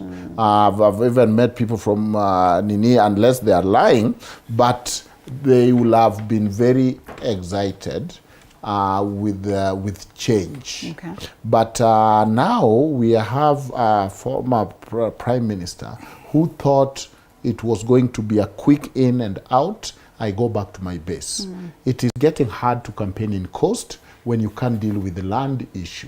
Our deputy president is having a field day with experimenting and giving different suggestions on what he can do. And that you're confident he is not going to bear the sins of the Jubilee government? How can he bear the sin when he found the bus captured, even with the BBI, and he jumped out and said, this thing is going to crash? This is an ally of the people. Is he safe? To an extent David, that he helped. Do you think he's safe? Well, that is... It's a moment where we talk about track records, what you've done, what you've not done. So in this case... And what you are allowed to do. The deputy president cannot run away completely from the administration that he has been part of, for two reasons. One, he was the principal deputy. He was the principal... He still is. He's the core driver, or the conductor of the car driven by Uhuru Kenyatta. Two, he was very articulate, most outspoken proponent of that government. The things he promised, he didn't promise them in his own name and capacity. Yeah. He did them in the name in the name of the deputy president of the republic and the deputy party leader of Jubilee, which was ruling the country. So he bears that megaphone responsibility, which ultimately rests with the president, because he was the president who makes decisions. Right. And the deputy cannot overrule him. So even the rejoinder by the president that, well, why didn't he do those things when he was in government? Or why can't he do them now? I mean, that is, of course, populist argumentation, because the decision maker is the president. Okay. And the deputy only assists or takes directions from him. Right. So he cannot successfully respond that way. But, you know, Ruto also cannot run away from that government, because time and again, he says how he did, how he sat, how he's the one who crafted. So he tries to own responsibility and give himself clout in that government. Then on the other hand, when things get a bit jittery, he downplays his role and responsibility over what has not happened. If put on the weighing scale, who would bear the brunt more or suffer the troubles of the failures of the Jubilee more? The Deputy President or Right Honorable Raila Odinga? I think it goes both ways, 50-50, because Raila is trying to own what is not his, and he cannot disassociate himself from it because he's been part of it for the last 4 years, since the handshake. So he carries a bit of that liability by association, because his friend, his brother, in their own words, though was responsible for all that has happened in the last 4 years. And to be candid, actually, the handshake had its good side, but it also had a serious impact on our democracy and governance, because it allowed the government to do a lot of things, because there was no opposition, critical opposition, both in parliament and outside parliament, which must be blamed on the handshake. Because if the handshake had just been between Raila and Uhuru to close the chapter of the last election, so that Uhuru can continue as president and Raila can continue as opposition leader and let his troops or MPs do their work of checking government as an opposition. Even though that responsibility lies with parliament generally, whether you are in opposition or government, but the function of the legislature was constrained by the handshake, because people would be beaten into certain positions that without critical, evaluation, because they have to play ball. Perhaps to on closing the handshake. Was it not tactical for the Right Honorable Raila Odinga to do that? He has tried other mechanisms a couple of times, failed. Absolutely. Yes, and absolutely. I mean, tactical for him. Yes. In terms of strategy and get the striking for power. Raila has done all he needed to do to make sure he wins an election. Right. And he has done a lot. He has done a handshake. He has tried to do the BBI thing. Even the other day, look at the amendments to the Political Parties Act. The only beneficiary of the Political Parties Act, which was amended late in the day, is Raila Odinga, because that's the only party, Azimio La Umoja One Kenya is the only party, coalition political party that is fielding a presidential candidate. Kenya Kwanza is just a coalition in the old format. So a lot of things have been done, contours taken by Baba on this journey to win this election. And it would be unfortunate if it doesn't ultimately culminate in his victory. I mean, in terms of just how hard can a man try to get something and not make it. Very unfortunate. I think I agree to that after all that while. Dr. Ojwang, and here we are. Let's talk about the manual and digital talk of whether we should have a register that is manual on the D-Day and how important it is. One would be tempted to ask, just what does the law stipulate as pertaining to this case of the register? That first of all, it's the manual register, and then this is fed into the systems and therefore it becomes digital. Would it be wise, would it be important, would it be necessary to have the two systems working and in operation on the actual day? So, you know, the register by law must be one. Must be one. Because if it is either digital or... If there's two registers, then you know that is how mischief is played. Okay. Remember in 2013 we had 3 registers. I don't know, the Green Book, for those who did not have... And you know it was not good because why do you have different registers? So the register needs to be one, and it needs to be have integrity. You know, it has gone through the auditing, and so once we have that register, which IBC is saying that this register will be on KIMS kit. After all, the registration was digital, remember. The registrar come from the registration. The registration was digital. Okay. And therefore, that register is there. Now, the identification is also digital, but the voting is manual. Remember again, then the KIMS kit comes back in relaying of the results. So the KIMS kit must work, both for identification and for relaying of the results. Importantly, what the KIMS kit does is that it has serial number. If this is a polling station, we have 700 people. We are not going to know who have voted and who have not voted because it just cancels. So at the end of the election, we are not going to staff the ballot to pay up for those who did not vote. And that is why it becomes better than the manual. Now, the person who wants manual is saying that complementary. But you see, complementary does not mean alternative. Correct. Because that is alternative. That is to register. So complementary means that find a mechanism that if this fails and you cannot find my biometric through this, what other mechanism do you have to complement this?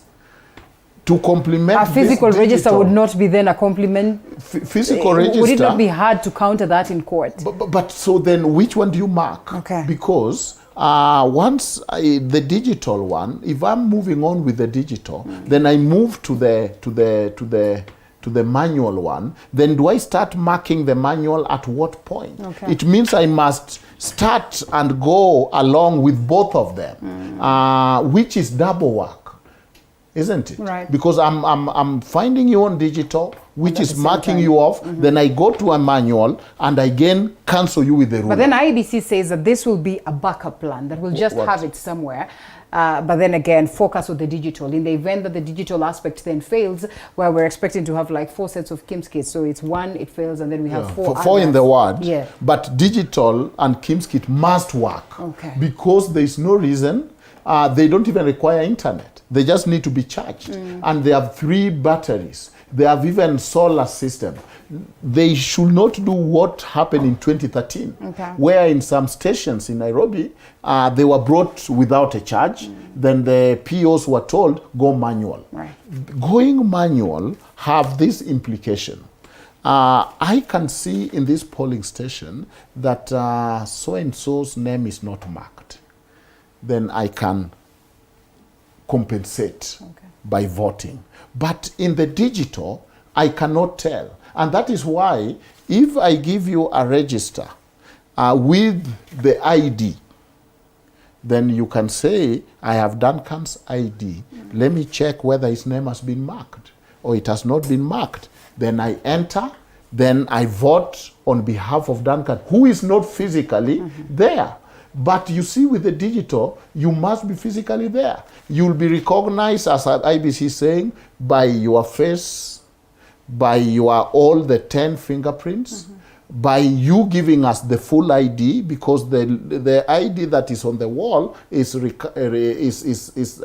put in a way that it does not have the full ID number, so that somebody do not steal your data or somebody do not come and vote on your behalf. So then if you are before me, you can give me your full ID, I can go digital, I can search you, I can pull you up, then there is a mark that you have voted, there's a fingerprint on the digital that you have voted, then you physically cast your ballot. The reason somebody, I don't understand why somebody will insist in dual mechanism. And I've told you that the reason is because with the dual one, then I can tell in this polling station, hii inalala yote. Then I can simply add that 60 and 50 and take. In preparation for compromising this very process, and which one can be compromised more, the digital one versus the manual one? Obviously, the manual one. We had last time that there were vifarangas a computer. Yes. Meaning the technical one can also be manipulated. Yes, and manipulated. And I believe there was manipulation of the last election, personally, because there are reasons to doubt some of the results which were captured. Yeah. But I would still vouch for the digital register over the manual register. And two, this argument about complementary and whatnot. What IBC has said is that we will use the digital register, and the KIMS kit is the operating tool here. The manual, in fact, I don't think IBC is saying they will not have a backup register. You know, this complementary, I think we should begin to apply the word backup. Yes. So that when something fails, everything doesn't stall. The returning officer or presiding officer then can pull out the physical register, which is the exact copy of the one that is in the system, in the KIMS kit, and then carry on the voting.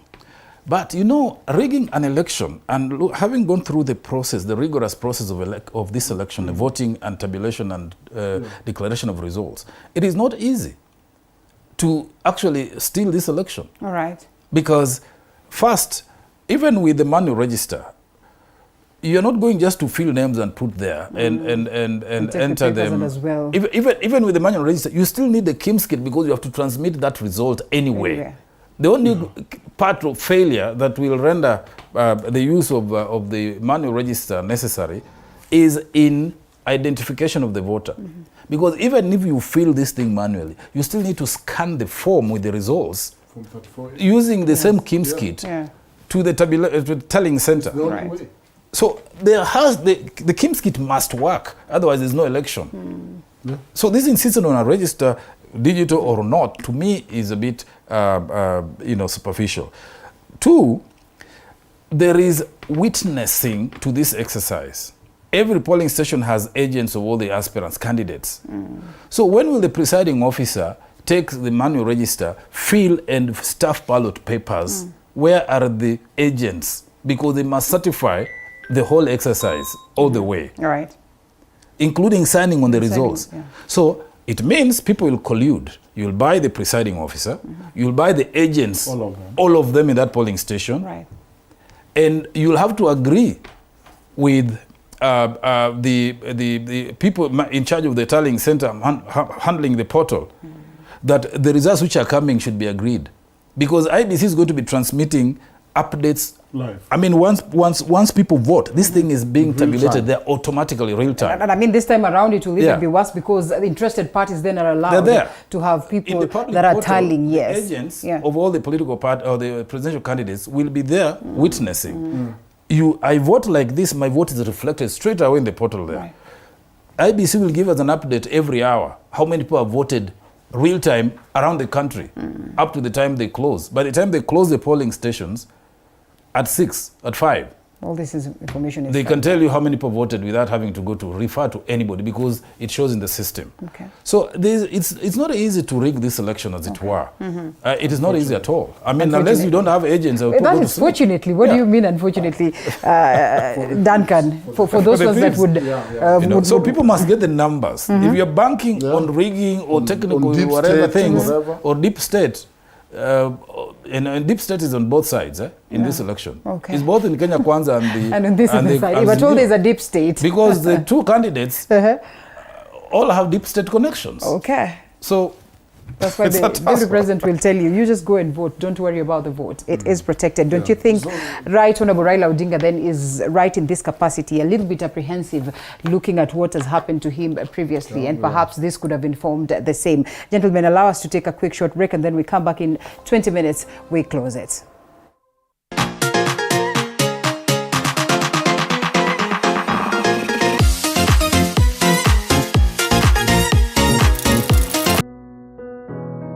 Despite being visually impaired, he is a jack of all trades. It is our quest to find answers on how to take care of children with special needs and those with disability.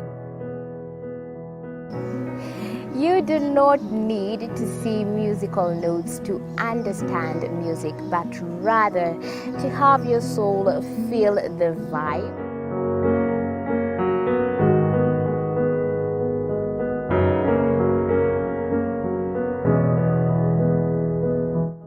Actually, for us to make a wheelchair, we have to take measurements of the user. After doing my assessment, I get to know the parent, I get to know the heaviness she's carrying. Disability comes at different stages of life.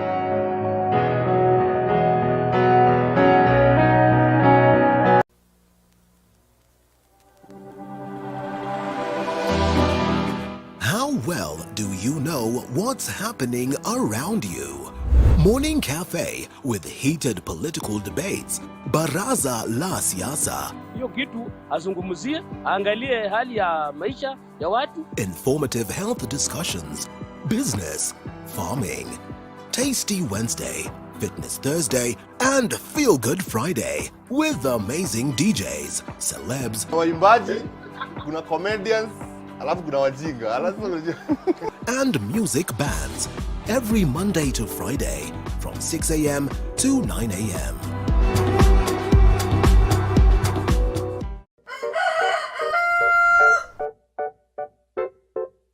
The next set of millionaires are farmers. As we know, agriculture has been and still is the backbone of our economy. As we traverse the different counties to meet different farmers, we ensure to get the story of how they started farming and even how they continue to penetrate the market and overcome the challenges. Hapa, the reason why nilieka goose na si ducks. Goose, they are very easy to maintain. A lot of farmers keep on calling, inquiring whether you're supposed to raise some seeds in the nursery or you're supposed to do them directly in the field. The greenhouse helps us control the temperature because the temperature needs to be between 28 to 32 degrees. Walk this journey with us every Sunday at 6:30 p.m. It's no secret. All right, Duncan Ojwang is with us this morning as well as David Makali, and in 10 minutes I am told we close this very conversation, and I guess it will be on that very point of the IEBC. Duncan, why then this discourse, yet the law is clear as to what the IEBC should do and what register should be used, and if at all it has gotten us to this very level, at what point then do we say that IEBC is twisted, if not twisted, is coerced to this level where they say it's fine, we bow down to your requests, and therefore we'll be having this manual register at the same time we'll be having a digital. Are they also conniving in causing this state of despondence? Remember, there's a case, they were taken to court. There's a case in court about the same. There is a temporary measure that was saying, okay, you need to provide the manual. But ideally, IBC is explaining this thing, and it makes a lot of sense, that the complementary here is that if you don't have fingers, then your ID is a unique identifier, not your name, because there could be 100 Duncan Ojwang, but my ID number is mine. And so, if I give my ID number, I can be pulled, I can fill Form 34A, that's what they're saying, and then I can get to vote. So I think it is probably a complicated thing, you know, to understand how technology works. Of course, it takes also a little bit of faith, but I think it makes sense to say that let us not proceed without Kim's kit than to have another avenue where then things, we are told this has failed, therefore we have gone for this, and the things do not tally. So to avoid that, let us simply go with the digital and check. And the digital, as he was explaining very well, Makali was, within every hour, it gives you an update of voter turnout, who has remained. The results are streaming in real time. And remember, IBC have also said something that is scaring others, that you know what, the results as they are announced in the polling station are final. Those are our officials. There is no other results I'm getting here in Bomas. You get those results. You tally them. Media, please be there. And we hope TV47 will do the same. Without doubt. Be there. Tally those things. Let us verify, because people can add 1 and 2. Then we can get the winner. So it appears that by sheer chance, IBC have really adopted the 2017 ruling.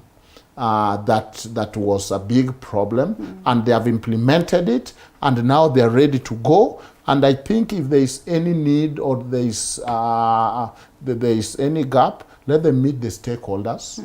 Let them not isolate the stakeholders. Let them meet them, but let the stakeholder also be reasonable so that the right thing could be done. But this election is a trap for the unwary. Wow. If you wasted your time dancing reggae, doing state capture. Is it not valid for the Right Honorable Raila Odinga to Ojwang be is talking about wasting time. All dreams. How is it wasting time when elections, the electoral cycle starts? The calendar is very immediately clear. after. Candidates are nominated. The election period. Yes. But you see, well, all dreams are valid, but not all dreams are viable. Because Handshake did some good things in governance, but Handshake was campaign on how to get Mount Kenya. That's true. And it failed. The Luos came in, the Mount Kenya refused. BBI was campaign. So this idea, let us disabuse this notion that Deputy President have been here campaigning, but this other side have been governing, have been lowering cost of living, have just been doing the right thing. No, it is only that what they have been trying have failed. Okay, so well, you bear the failure, and that is what I mean by you are being caught up. A little flat-footed and all that. Okay, late in the game. All right, or late in the day. David Makali, as we sum it up, do you suppose IBC is ready and set to deal with the numerous court battles that will await them based on everything and the events that we have observed, because in 2013 such was the case. And sometimes we used to say that the lawyers are really not doing justice, for the IEBC. These lawyers are the ones who messes up every election cycle. Lawyers and politicians, those two are the ones who are the threat. They're the dangers. They are the threat to our democracy. Because every time we approach an election, they go to parliament and amend laws, change regulations. The lawyers are the ones who are going to court to hassle and give us different interpretations of the law. Those two should be banned from our politics. I don't know then what is left. Then we don't have politics. But do lawyers go with their cases, or it's the people's cases? No, it is lawyers who incite the people to go to court. And they interpret differently. And the interpretations come out different. I don't know whether they go to different law schools. But anyway, I think that in its conduct, in its proclamations, in its behavior, in its demeanor, IEBC has demonstrated that it wants to carry out an exemplary election. Right. I cannot fault them. They have shown transparency. They have said there is nothing to hide. If you want anything, get it. They have said you guys can go and tally, which was a big issue in the last election and before. With us to the printer. Come with us to the printer. They've done everything to show They have only good refused faith. to open the server. That is historical now. That is historical. So they've done everything to demonstrate good faith and willingness and intention to conduct this election in a transparent, fair manner. We must give them credit. These issues, however, keep cropping up. And it's up to us to remain eternally vigilant to make sure that nobody is conducting any mischief and presenting a clean face. So the protestations by Azimio, the issues they're raising about the connections of how these ballot papers are being printed, it could be that Weta, being the shrewd man he is, was just trying to get a business opportunity to make some bucks, to make some money, and that he has nothing to do with the actual printing of the papers. Right. And the IEBC must demonstrate that, in fact, this process is above board, despite the connections and these stories coming out now, that he has not gone beyond just being an adventurous businessman who perhaps ended up with associates being granted the tender, as happens in this country, to make bucks. That if it can be proved to that point, then the election can be, the integrity of the election and the printing and the process can be upheld. But if there is, it's found that indeed there is a connection to get extra ballots printed and therefore interfere with the election itself, then that will be a big issue. And then this election would then have to be held back for some time. They would have to push it forward to clean up that mess so that the election can go on. Okay. I hope we can have these elections on time. We are tired. The country needs to breathe. I know. We are fighting each other. We are at war on social media, in homes. We're always in the mood. I mean, look at the skirmishes going on in public between our leaders. I mean, these things need to cease so that we can pick up our economy and move forward. Wow. Really, I hope we can do this. Daktari, your submission in 30 seconds as we sum it up. Let people not entertain the thought of postponing the election. As we are waiting, Kenya are waiting with an bated breath. It is time to finish and birth this baby. Secondly, the printing, when it comes, it is so complicated that each polling station have a unique serial number. Okay. So this is not a matter of, I know the printing guy, print me 2 extra up and that is so simplistic thinking, because each polling, each ballot and box is specifically for a polling station. And you can see the tabs. Part of what the agents do in every polling station is to say, let us see those booklets. How many are there? There are 5 booklets of 50-50 each. Okay, let us see how many tabs we have used. Yes. Let us see the votes. Those are standard things that every agent must do. So that somebody, where is the other booklet? It means you gave a whole booklet. It is very hard to staff a whole booklet. So you count the staff. Okay. You count the staff. You say, okay, this makes sense. It goes with the number of people I've counted, because as the name are announced, they are announced publicly, and you count manually. There are 50 people, the star here is 50, and the rest is here. They are serialized to polling station. Okay. There is every good reason to panic if you are not ready, but there is every good reason to look forward to this election as a time for verifiable, open, democratic, fair, accountable, simple election. Finally, well said. Make it very brief. 30 seconds. Finally, I think it is also fair to say that considered the many cases last election, IBC are actually on honeymoon. Okay. There is less fight this time. Oh. Remember, it was Odunga every week. Yes, and so right now, remember, it actually takes another rebaptism for Azimio to now come again and be the opposition that they are supposed to be, and be going to court. Because after all, remember, the deep state was to hand us this thing. Well, if at all there's a deep state, I keep saying that. Thank you so much, gentlemen. Thank you so much. Our last speaker, Duncan Ojwang, Dean Law, African Nazarene University, as well as political analyst David Makali. Asanteni sana, gentlemen, as we look forward to have you some other time. Great insights.